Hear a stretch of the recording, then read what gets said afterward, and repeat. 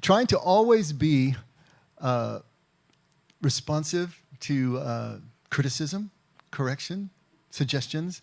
The last few weeks since I got the gentle criticism that I wasn't giving enough of the how-to. Painting a large picture without a way to get there can be kind of frustrating. I understand that. And although the effect is all about contemplative spirituality, which is our how-to, I want to make sure that that gets across in the messages as much as possible. Been talking about presence for the last few weeks. The more and more older I get, the more I realize that presence is everything. It is the, I want to say, sine qua non, the without which none. You know, it is the ticket in the door. Everything builds, everything flows from presence. We talked last week about how presence can be broken down and understood a little bit more thoroughly as presence plus awareness plus focus. And so we'll talk a little bit more about that today. But I wanted to get into more of how do we do this? What does it look like? That's always kind of my way of trying to understand how we do something. What does it look like when it is done so that we can then follow after is something that's always really important to me. Last week I had mentioned a story that someone had emailed to me about, and this is a man from Berlin who has found us online. You know, Frank was talking about our online community, which has grown. There's about 10 or so people who now call the effect home from other states, and there's one guy from Berlin who found us who's been logging in a little less regularly, but then again, it's 2:30 his time in the morning when he's logging on, so it's a little understandable. But he said a story about a group of young people that he saw either coming out of a church or coming by a church, and they were so exuberant that they caught his attention. They seemed so alive and so enthusiastic and just really connected with each other, and it just noted in his mind when he saw them go by. And then later on in the day, as he was going to the subway, he saw them again also entering the subway with the same level of exuberance and excitement and connection for each other, and walked right by a man who was laying on the pavement near the subway entrance in the hot sun and without even a glance. And his take was, we were talking about presence, you know, that they weren't present enough to see that man and walked right on by. So I mentioned that last week, and then I got an email this week from another person who's in Vermont, actually, and he was saying, you know, he didn't put it this way, but he's feeling a little judged by that story because he said, I often pass homeless people, but I don't know what to do about them, you know. Is one little thing that I do going to make any difference in their situation or in their life? Is it going to make it worse? He says, I don't know what to do.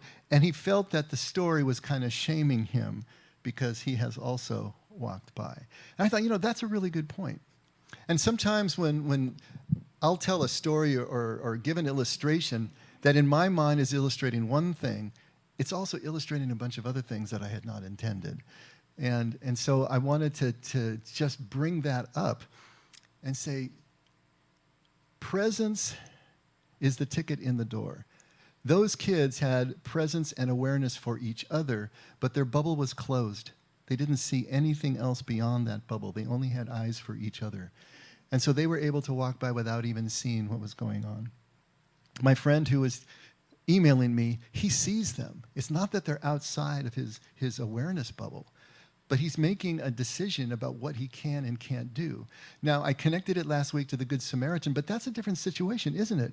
I mean, how many of us, if we saw a person bleeding and obviously beaten on the side of the road, wouldn't at least call 911? We would do something, right? But when we see someone in a long-term state, well, that goes into a different decision-making process. But the point was that they didn't even see the man. They were only inside their own bubble.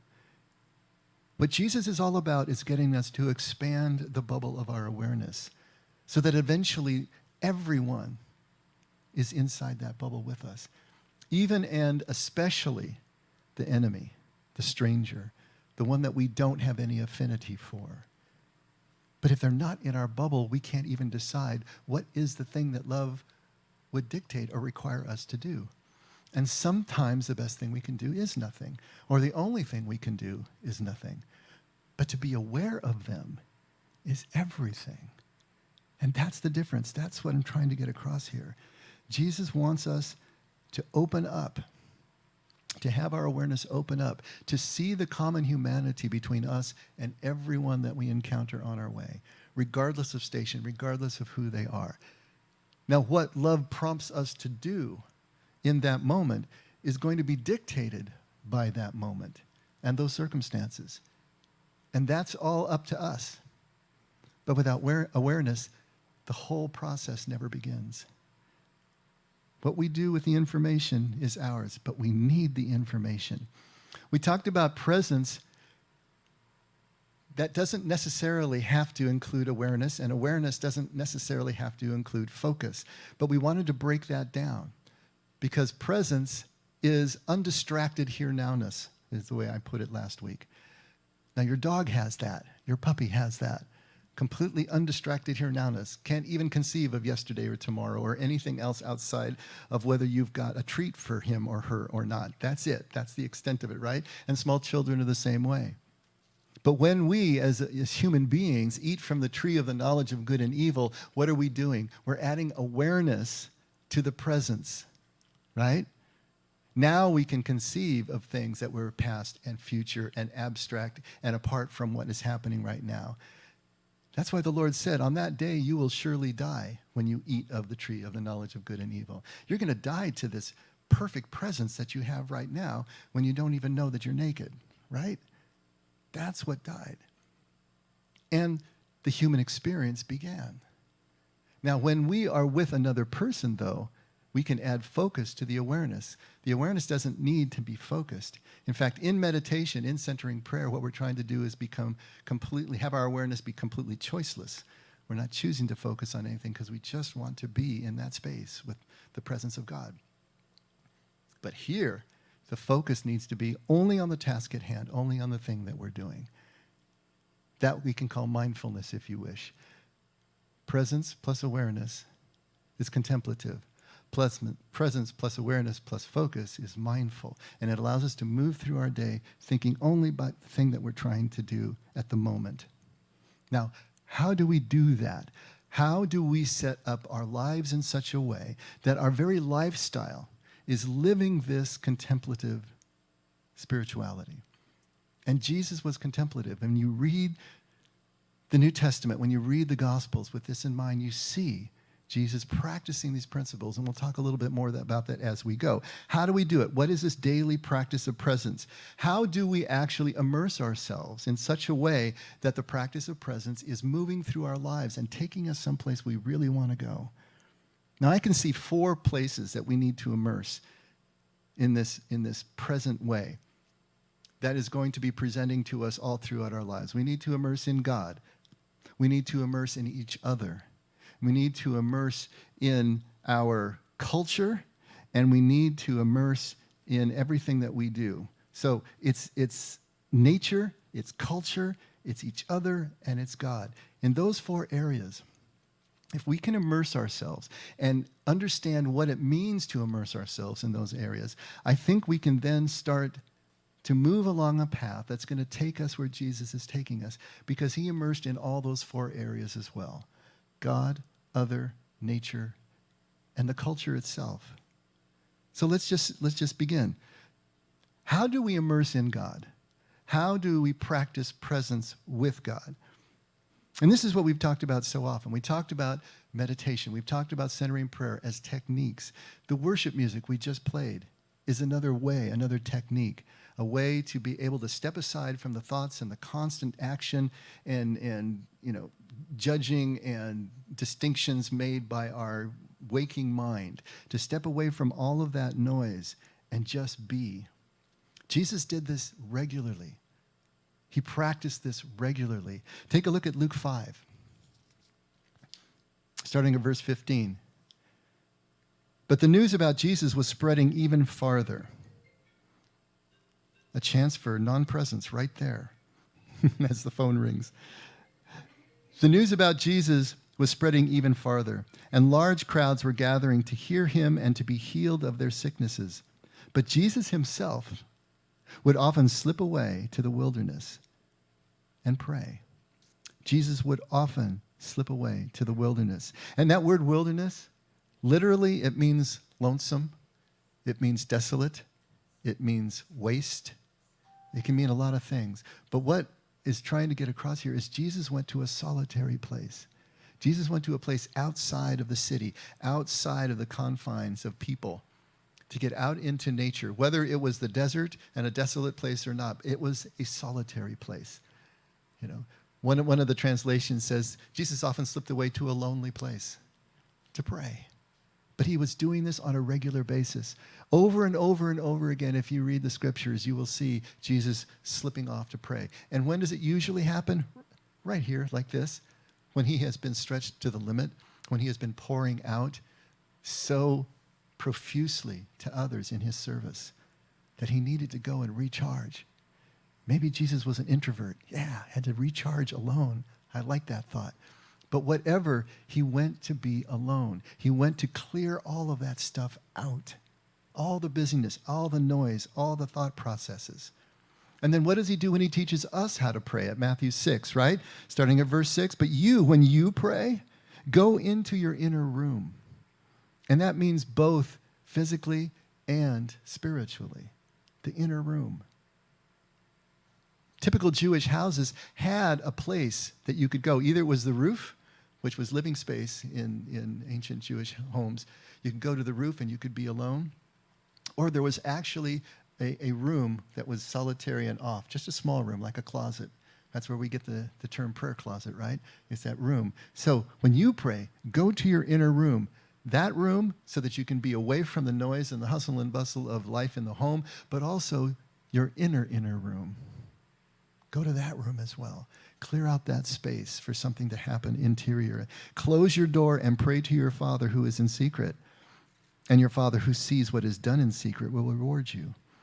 And when you are praying, do not use meaningless repetition as the Gentiles do, for they suppose that they will be heard for their many words. Don't be like them, for your Father knows what you need before you ask him. This prayer we're talking about is not word-based. This prayer is silent, and it's still, and it's solitude. That's where Jesus would go out into the wilderness on a regular basis. That's how he is teaching prayer. Presence plus choiceless awareness.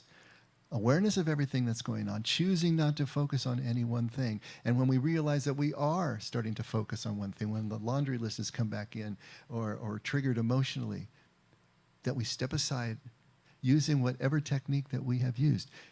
If it's for you to sing a worship song to yourself until everything subsides again, to say your sacred word if you're in centering prayer, to follow the breath, whatever your technique is, to come back to center, to let everything go, to move back into that silence and that stillness.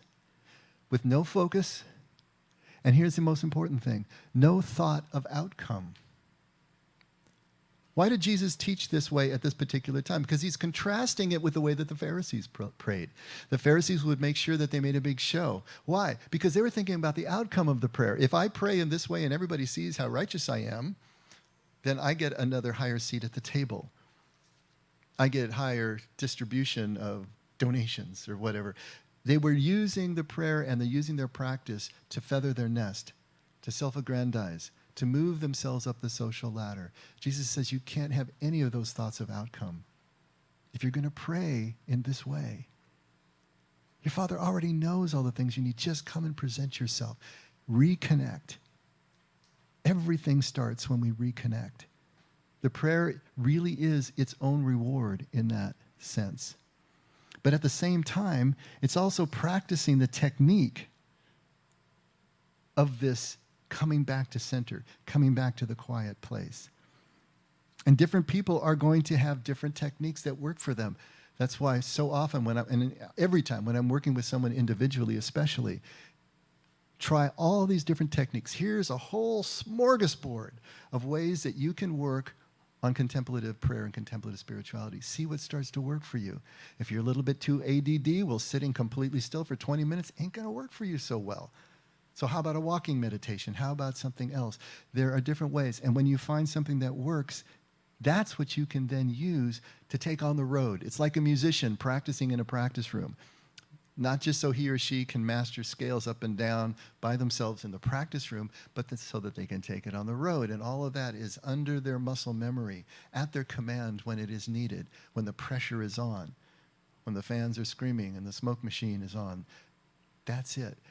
We are practicing in our inner room to be able to take our ability to stay centered, to stay still, to stay in awareness of God's presence throughout the day.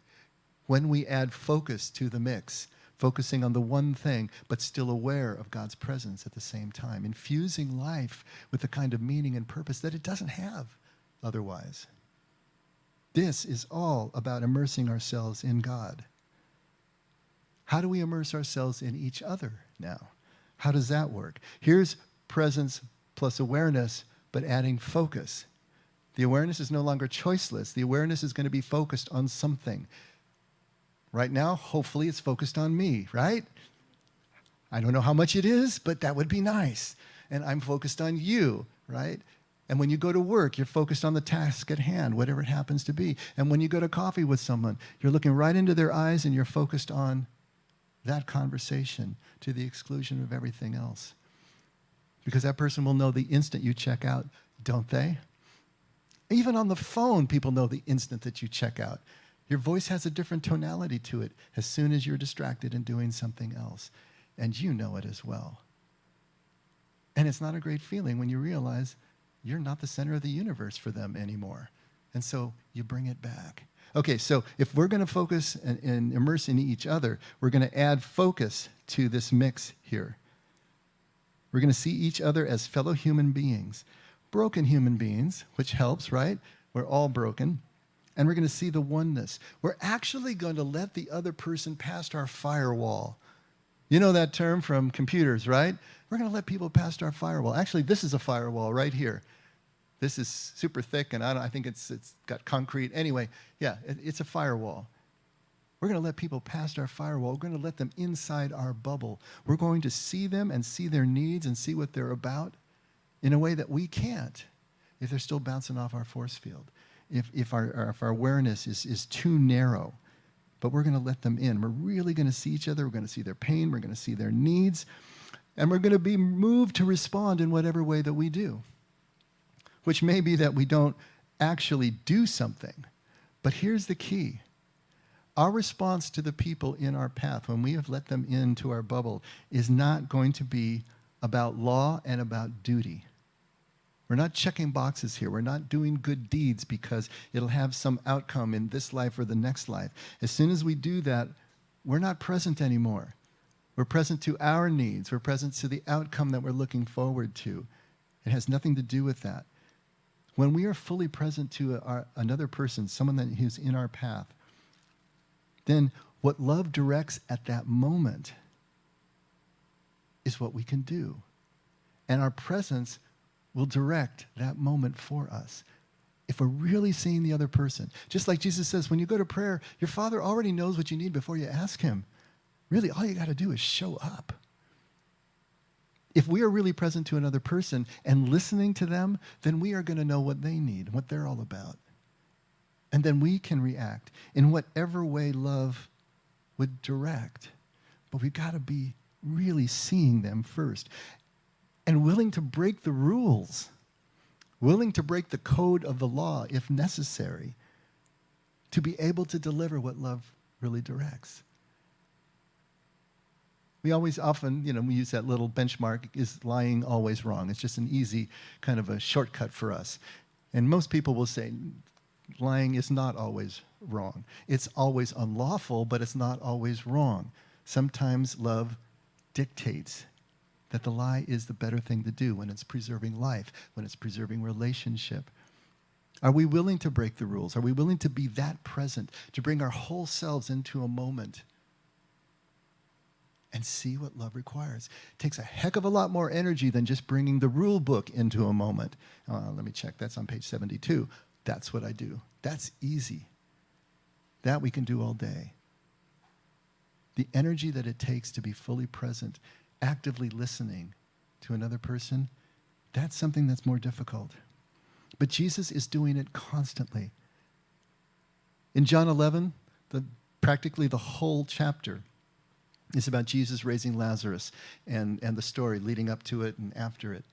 I'm not going to read it. You can put it on if you want to, Brandon, but just know that it's there if you want to go back and take a look. But the story is that Jesus is across the Jordan. He's in the Transjordan area, and he is ministering there. And the word comes to him from his friends, some of his closest friends, Lazarus and his sisters, Mary and Martha, in Bethany, just a couple of miles from Jerusalem on the other side of the river, that Lazarus is really sick. He's sick unto death. Please come, please come. And what does Jesus do? He stays 2 more days where he's at. And by that time, Lazarus is dead. Why does he stay 2 more days? You can say there's a lot of reasons, and the text suggests that he wanted him to die so that he could perform the miracle that would allow the others to believe. And that is layered in there. But I think what's really important is to understand that Jesus was always most present to the person he was with. Sometimes I'll ask the trick question when I'm counseling someone one-on-one. Who is the most important person in your life right now? And they'll give me the laundry list of who it is. Who's the most important person in your life right now? What I'm trying to do is to get them to say, I am the most important person in their life right now, sitting in this room alone with the door closed. But as soon as we open up that door, then it's the next person that is right in front of you and the person after that. And when you get home, then it's your wife and your children and whomever. But the most important person in your life right now should be the one that is right in front of you. And that's the way Jesus operates. Could you imagine being in the presence of absolute presence? What does that look like? What is the intensity in the eyes? I always think about my friend Lou. When I was with Lou, I felt like I was the only person in the room. Even if we were across the room and just got eye contact, he had a way of making me feel that special because he was that present. Imagine being in Jesus' presence and have that intensity turned on you. Wow. He stayed 2 more days because he was needed there 2 more days. He was focused on the people that he was with. But when he gets back to Bethany and Martha runs out to meet him on the road, he has a conversation with her. And her first line is, if you had been here, my brother would not have died. And they have an intellectual, theological conversation about the resurrection at the end of all time and all this stuff, because that's Martha. You know the story of Mary and Martha. Martha's the one who does all the stuff that needs to be done. She's the OCD one who's getting everything ready. And Mary is the one who's just sitting at Jesus' feet. We know the personalities of these 2 women. He has the conversation with Martha. Her brother has just died, but it's intellectual and it's theological. And when she goes away and brings her sister, what does Jesus do with her? He weeps with Mary. A different reaction about the same stimulus to different people as needed. Jesus is that present. He delivers what love is requiring at the moment. If it's just a shoulder and to weep along, yeah, do that, and you don't say a word. If it's with someone else, it's something else. That's the kind of energy, that's the kind of immersion that presence with another really looks like. Have you ever gone through periods in your life where you don't really have any clear memories? My whole 20s are like that. I can tell you what I did in my 20s, and I can remember specific things, but it's almost as if I read it in a book. I was so not present at that time in my life. Now I have some really clear memories. We need to live life that we're really imprinting in the noggin what is happening right in front of us, and we can't do that if we're not there. If all that focus, that intensity is not there, and if you think of the clearest memories that you have, the ones that you can close your eyes and you can see and smell, I guarantee you were so present at that moment, nothing else was in your awareness at that time. That's the kind of presence for each other. Presence plus awareness plus focus will give us those kinds of memories. I remember seeing a movie where a guy is just staring at this woman, and she's talking away, and all of a sudden she looks at him and says, "What? What? Why are you looking at me that way?" He says, "I'm memorizing your face." That's it. Every line, every detail, the way the light hits it. Can we be that present to each other? And how about nature? How do we immerse in nature? To be aware of and taking time to see the goodness that is still in nature. This has been a difficult year. We all know that. That's an understatement. And it just gets weirder and weirder by the week, doesn't it? Once you think it's over, there can't be anything weird that's going to happen, and then something else happens. But you know what? Those palm trees have not changed one bit from 2020 to 2019, and I bet you in 2021 they're going to look just as beautiful. To sit out here and look across those red tile roofs, past the palm trees to the hills beyond, when the sun is shining through those broken clouds and the breeze is coming off the ocean, how does it get any better than that? Nothing has changed about God's earth, the nature that he crowns us with every single day. Do we see it? Do we take time to see it? Do we let it move us into that place of gratitude and a sense of well-being? Or do we stay inside our head and worry about what's happening 3,000 miles away? We can make that choice if we want to. It's completely up to us. But to infuse the beauty of God's creation into our moments and to realize that God's unseen hand is there in those moments with us every step of the way, or this world could not look the way that it does and provide the things that it does for us. Is God's hand in it? Can we see that? I love talking about the Warsaw Ghetto because even though it was one of the most ugly and atrocious times and places on this earth, it also gave birth to some of the greatest feats of human spirituality.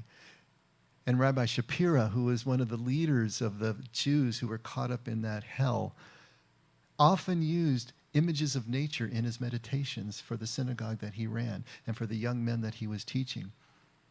Even though there was no signs of nature in the little quadrant of Warsaw in which they were incarcerated, it was blighted. It was just stone and brick. There was nothing there of beauty. Yet he would remind everybody of the trees and the pastures and everything that they had no longer seen, to let them move back into their mind's eye, into a place of gratitude of everything that God showers upon us, every single moment. He was able to still see the beauty in the rubble. Can we do that? We are living in one of the most gorgeous places on earth. We're living in Disneyland, for crying out loud. And yet we can live such miserable lives because we're not looking out there. We're not keeping our head where our feet are to see what is actually present to us. Jesus says at Matthew 6, I love this passage, look at the birds of the air, that they do not sow or reap or gather into barns, yet your heavenly Father feeds them. Are you not worth much more than they? And who of you, by being worried, can add a single hour to his life? And why are you worried about clothing? Observe how the lilies of the field grow. They don't toil, they don't spin. And yet I say to you that not even Solomon in all his glory clothed himself like one of these. But if God so clothes the grass of the field, which is alive today and tomorrow is thrown into the furnace, will he not much more clothe you? You have little faith. And it's not about the faith here so much. It's about, can we still be present to what's there? And look at the imagery that Jesus uses.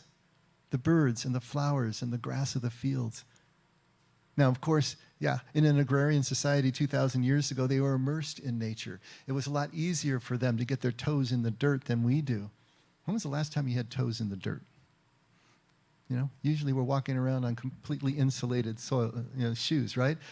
Moving from one air-conditioned container to another. But even so, the nature is all around us. And not just these images, but Jesus is constantly talking about planters, planting and fishing, all bringing up the imagery of nature and the dependence and the interdependence on us with nature and the whole turning of this ball in space. I often try to get people to take sensory walks, especially if they're a little ADD and sitting still is not working. You take a walk. Just take a walk. But as you're walking, Try not to name anything that you see. Do you know how hard that is to do? Just walk. Take a walk. What's your mind doing? Okay, that's a tree. I think it's a eucalyptus. I wonder if it sheds its leaves in the winter, and you're going off into all the... Don't name anything. It's just a green thing that stands out beautifully against that blue sky, and the light's hitting at this angle. You're not thinking anything. You're just noticing. Just see it. See the way that it moves. See the way that it smells. Just be there. Be in that place. But try not to lock it in. Try not to name it, which means try not to control it. Just be a part of that flow. There's that moment in Genesis where God lets Adam name all the animals in the garden. In Hebrew thought, to name something was to show dominion over it. That's why parents got to name their children. That's why Adam got to name the animals, to show human dominion over the animals, control over the animals. That's why Hebrews don't allow you to name God and to say the name of God. That would show dominion or control. Can we let ourselves be a little bit out of control? Would that be okay for just a moment? Just take the walk and see what's there. Immerse yourself in it, but don't think about it. Don't name it. Just be there. What a difference would that make of your experience? How would that work? Immerse in nature. How do we immerse in our culture? That's going to be a lot more difficult. Now we're talking about man-made stuff. Man-made stuff is rowdy. Man-made stuff is noisy, complicated, messy, right? It's going to be completely different than the serenity and the beauty that we see in nature. How are we going to immerse ourselves in man-made situations, in social groupings? Think about your workplace. Can you focus just on the task at hand? And stop thinking for a moment about the office politics. Stop thinking about what so-and-so said to this and that, and how you were snubbed or missed, and not noticed.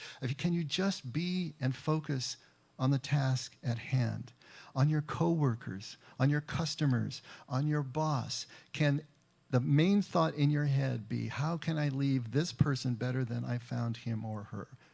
Whoever it is, if it's my customer, my boss, my coworker, or if it's just the task in hand. Can I continue to see purpose? Can I continue to see contribution in my job, even when it seems like I'm just a cog in a bigger machine? Can I see my place in this larger human machine and see how it all works together? See how my part functions and needs to function and contributes to the whole, even though in and of itself it seems insignificant and seems beneath me, and I wish that I could get out of this job, and all the things that run through our head. But at the moment that we're doing it, that we have submitted to get this paycheck for this particular task, can we see it as contributing, at least to the customer's well-being at this moment, at least to my coworkers' well-being at this moment? Can I retain a sense of meaning, a sense of significance, because I am also working the task within the task, not just the thing I'm getting paid for. But when I bring presence with awareness and focus to the task I'm getting paid for, I'm learning something that is completely interior. That's the task within the task, and it makes everything significant. Every time Marion gets home from work now, we always kind of debrief her day. How's the day going? And she tells me what's going on. There are times that she said one customer changed her entire day. She'll talk about an old man who came through, and just her interaction with him and the smile and the sense of gratitude and the way that they were able to talk. That's everything. It was a good day. Even if her boss snubbed her, or even if you can fill in the blanks there. Can we be that present at that moment to change everything? Social groups. And social media, oh my gosh, don't even get me started. Can we resist the temptation? Can we resist the need to try to establish our significance artificially into our social groups? I mean, that is exhausting if you're always thinking about how you're going to try to get this and that accomplished. And in social media, it's even worse. It's even harder because you don't have a physical face in front of us. Wouldn't you think that we would treat people the same way, whether we're in regular groups or social media, but we don't? There's something about that interface between us and the other, I guess. We can't see a person through it anymore. and we treat them so much worse. I mean, the level of conversation on social media is horrible. But can we resist the need to want to move into that superior position, right? When you think about it, modern culture is dehumanizing. Modern culture is depersonalizing. Ever since the Industrial Revolution in the 19th century, when Henry Ford first came up with the assembly line, think about it. We don't see tasks and projects through from beginning to end anymore. We just do little pieces of them. You're on an assembly line and you turn this screw, and that's what you do all day long. I mean, that does something to the psyche. It used to be that people planted and they saw something through all the way, or they built something in their workshops and they saw something all the way through, and there was a sense of meaning and purpose and completion in that work. Some of you still do projects like that. That's great. But for the majority, it's so dehumanizing. And so we no longer see the significance in what we do. And we're looking for ways to be significant. And now all I have to do is I push this button, I click this thing right here, and that last thought out of my head is now across the globe. Wow, there's power, there's significance. If I can get something to go viral, if I can get enough likes, this is in my mind right now. I just watched that Social Dilemma thing, so it's just like, oh, wow. But it's true. We get the dopamine hits, we get the sense of significance just from the things that we do. Can we resist that? Can we treat people in social media the same way that we would if they were in front of us, hopefully, where we just want to leave them better than we found them? What about our politics? In the fight to make a better world, or to save the world, depending on what you think the state of the world is, what does it profit if we lose our humanity? Look what Jesus says here at Mark 8. If anyone wishes to come after me, he must deny himself and take up his cross and follow me. For whoever wishes to save his life will lose it, but whoever loses his life for my sake and the gospel's will save it. For what does it profit a man to gain the whole world and forfeit his soul? For what will a man give in exchange for his soul? What's Jesus doing here? He's setting priorities for us. He's still talking about the task within the task. I mean, some of our political goals and causes are virtuous, and the need is so great, and we see that. But at what cost? If we, in that zeal to get this cause, get this change to occur in the macro, end up hating the person who is right in front of us because they're on the other side of an artificial line, then we've lost the battle before we even begin. We have to look at this in a different way. And Jesus always did this. Look at Matthew 22 at verse 17. Is it lawful to give a poll tax to Caesar or not? So this is a group that are trapping Jesus. Either way he answers, he is toast, right, with somebody. But Jesus perceives their malice, and he says, why are you testing me, you hypocrites? Show me the coin used for the poll tax. And they brought him a denarius. And he said to them, whose likeness and inscription is this? And they said to him, Caesar's. So he said to them, then render to Caesar the things that are Caesar's, and to God the things that are God. Jesus is saying, do what you must to live in the culture as it is. Do what you need to do. But do it in such a way that you never lose sight of the unseen presence of your Father in the midst of all of it. He brings us right back to God. Look, I'm not going to answer your question. Do what you need to do as you see fit. Fight whatever cause you need to fight, but never lose sight that God is in the midst of all of this, because the moment you do, you're a part of the problem and not the solution. The moment you do, you will not be able to do what love dictates in any given moment, because your awareness is gone, your presence is gone. Hang on to that presence.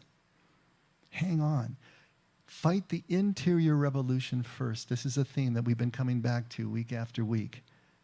Fight the interior revolution first before you go out and fight the exterior one. Because if you haven't gone through that interior process, you won't be present, you won't be aware, you won't be focused, and you will not be in love enough to do anything but more harm in the marketplace than you would otherwise. In our politics, in the very good causes that we are involved in, we need to hang on to that sense that God is still in the midst, or we will never leave the battlefield. There'll never be a time when we're not fighting. A friend of mine wrote to say that he always feels this elephant, this weight on his chest, that stress, cortisol levels are shooting through his body because there's always that stress that he feels. I know that stress. My 20s that I was talking about that I've got no good memories is because the cortisol was all I was feeling, just that weight on my chest and that constant stress and anxiety of not even knowing what it was. I had to get someplace else, wherever that was. This is not a good place. That must be a better place. I mean, that constant thing that goes along and keeps you on the hamster wheel. And there's so many of us. We're in fight or flight with no opponent. There's nobody there. There's no clear and present danger. What is it that's triggering us to feel that the way that we do? Constantly on that battlefield. We're all Don Quixote, jousting with windmills, imagining giants out there. But where are they really? Where is the stress? Where is that weight coming from? Analyze your moments. Think about your moments. From this one to the one that you had coming here, our moments are good, generally. Yes, there are a few that are traumatic. There are a few that are hurtful. But they're few and far between. Most of the moments that we would think of as boring or insignificant, hey, they're just fine. We're fed. Air temperature's good, right? What's wrong with the moment? Nothing. Why do we feel this stress in a moment that is basically okay? Because our head is not where our feet are, because we're not present and aware to what's around us. We are importing something that doesn't exist. Studies have shown that at least half the time we as a people are not thinking about the thing that we're actually doing. Our mind has wandered away from the thing that we're actually doing. And now I want you to think about that. Is that an accurate number for you? Most of the people I talk to, it's 80 to 90%. Some people will tell me it's 99% of the time. They are thinking about something other than what they're actually doing, which means they are not present. Then think about the content of all those thoughts that you were thinking about when you're not thinking about what you're actually doing and who you're actually with. Overwhelmingly, it's negative, right? Because that's what we obsess over, is the negative things.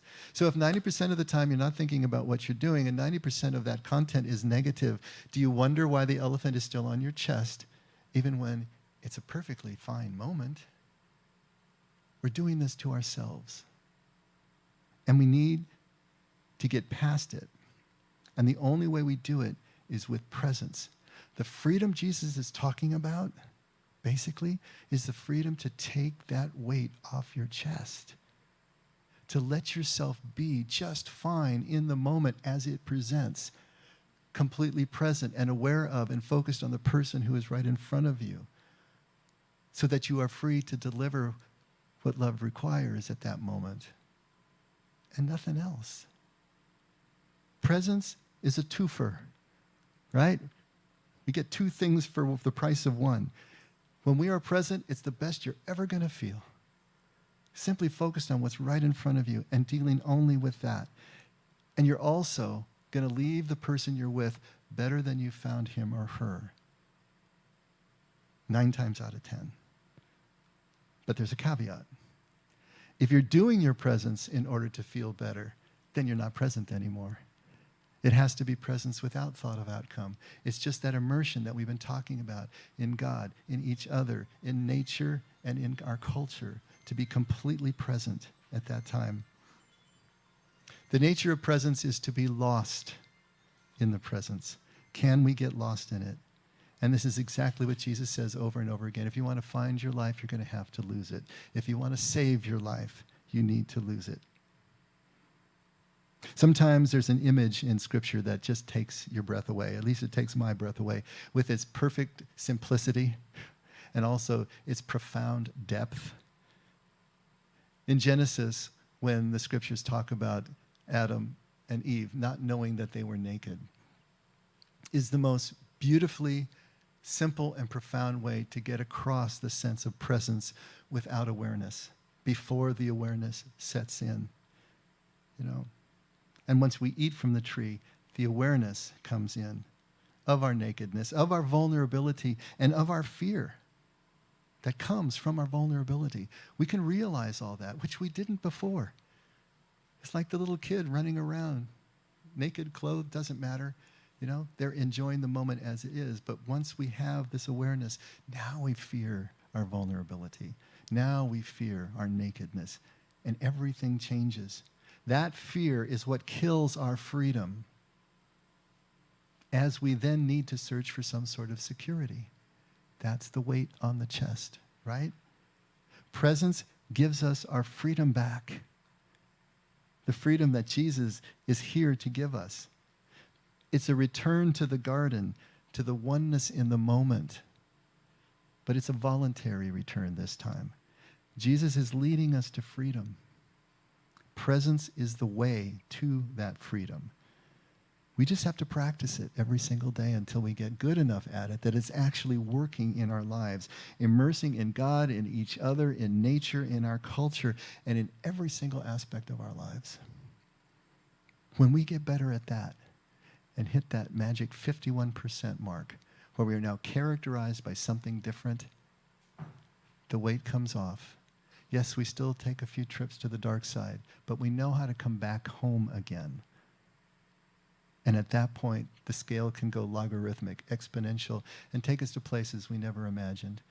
This is what Jesus keeps trying to get across to us. There is an experience that you can't even imagine in kingdom, right here and now.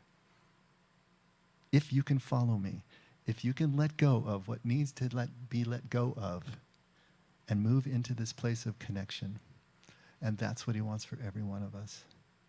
Presence is the way. Let's pray. Father, thank you for showing us the way, for always being present to us, doing everything first that you are encouraging us to do. Thank you for that model. Thank you for the grace to find our own way, so that when we do, it is our way. It's your way too, but it's ours because we had to find it. It didn't just come to us fully wrapped. So along that way of finding you, Lord, in this most deep and profound way, let us be aware that you are with us every step, that you never leave or forsake us, even when we feel that that's exactly what has happened. That when we're alone and we can imagine all sorts of things in our minds, and we want to quit, and it just doesn't seem worth it anymore. And what's the point? That we can see that significance still shining through. We can still see the beauty of your creation right there outside our windows. And know that we know that it matters. That showing up matters. And that you are always in the center of everything that seems to be significant. And that matters. So, Father, thank you for the guidance. Thank you for everything that you've given us, the tools along the way. And thank you for each other. And never let us forget we can only love because you loved us first. In Jesus' name, amen. All right, let's all stand.